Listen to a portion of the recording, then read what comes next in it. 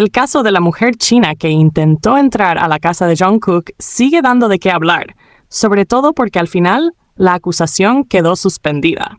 O sea, la Fiscalía del Distrito Oeste de Seúl anunció el día 22 que decidió no llevar a juicio a una mujer china de unos 30 años, identificada solo como A, quien fue acusada de intentar meterse a la casa de Jungkook el día 10 del mes pasado. Básicamente, suspender la acusación significa que el fiscal sí reconoce que hubo un delito, pero decide no continuar con el proceso legal, tomando en cuenta cosas como que el caso fue leve, que la persona mostró arrepentimiento o que incluso llegó a un acuerdo con la víctima. La señora A, según se sabe, fue hasta la casa de Jungkook el día 11 de junio, justo el mismo día que él salió del servicio militar, e intentó varias veces ingresar la contraseña para abrir la puerta. O sea, literalmente trató de entrar. La fiscalía dijo que tuvieron en cuenta que solo fue un intento, nunca logró entrar realmente, y que además la mujer ya se fue del país. Así que consideraron que era poco probable que volviera a hacerlo o que fuera un peligro constante. Pero eso no fue todo, porque también hubo otro caso, esta vez de una mujer coreana, identificada como B, de unos 40 años, que sí logró meterse en el estacionamiento de la casa de Jungkook.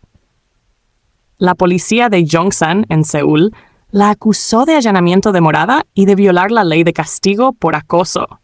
Según el informe, esta persona entró al estacionamiento de una vivienda unifamiliar en Gyeongsangu alrededor de las 23 horas con 20 minutos del día 30 de agosto. La policía llegó después de que alguien llamara para reportar lo que estaba pasando y la encontraron ahí mismo, por lo que la arrestaron en el acto.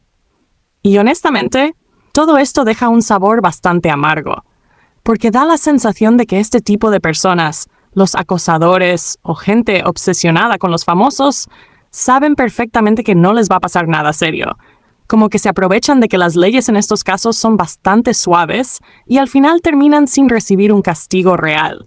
Es frustrante, porque se trata de la privacidad y la seguridad de alguien que, más allá de ser famoso, sigue siendo una persona. Da coraje pensar que la fiscalía decidió suspender la acusación solo porque la mujer se fue del país y no representa riesgo de reincidencia. O sea, en serio, es como si estuvieran diciendo que si te vas rápido no importa lo que hiciste. Uno esperaría que las autoridades actuaran con más firmeza, especialmente tratándose de figuras públicas que viven con una exposición constante.